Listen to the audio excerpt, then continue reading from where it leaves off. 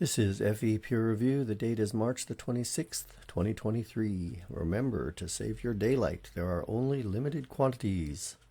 Have a lovely weekend. My American friends set their clocks back, I think, about 2 weeks ago. Here in France, we just did it last night.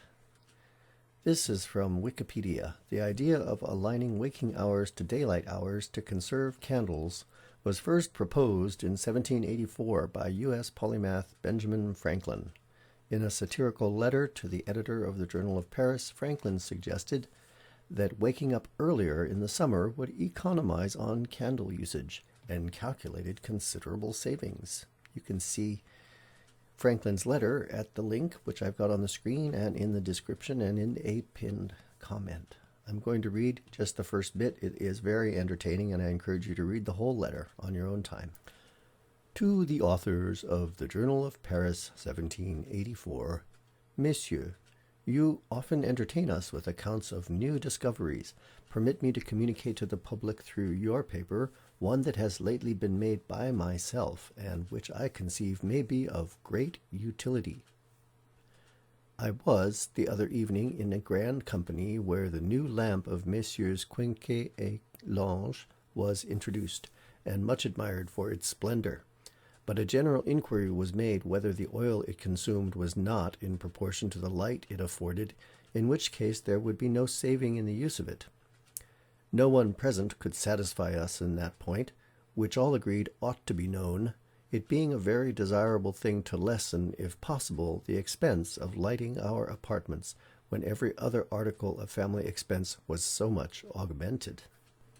I was pleased to see this general concern for economy, for I love economy exceedingly.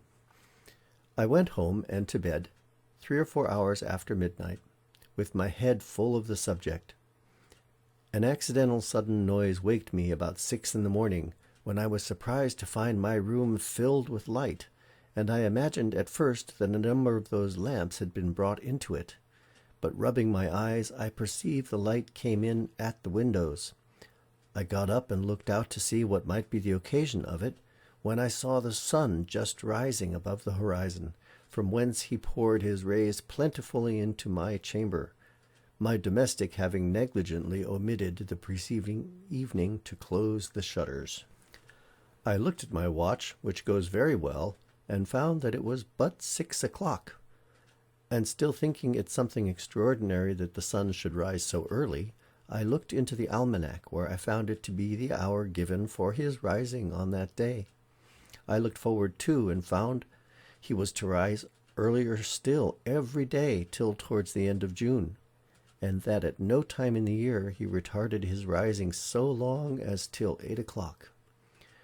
Your readers, who with me have never seen any sign of sunshine before noon, and seldom regard the astronomical part of the almanac, will be as much astonished as I was when they hear of his rising so early, and especially when I assure them that he gives light as soon as he rises. I am convinced of this. I am certain of my fact.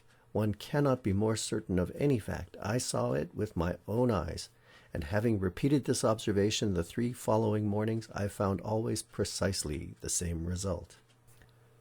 Yet it so happens that when I speak of this discovery to others, I can easily perceive by their countenances, though they forbear expressing it in words, that they do not quite believe me.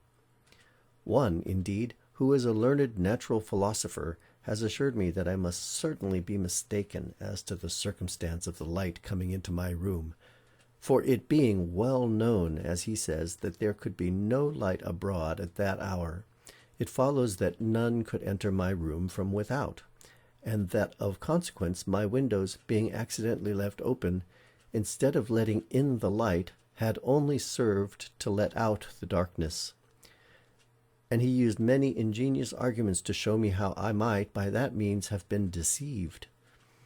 I owned that he puzzled me a little, but he did not satisfy me, and the subsequent observations I made, as above mentioned, confirmed me in my first opinion. The rest of Ben Franklin's letter can be found at the link in the description. Have a wonderful day. Bye-bye.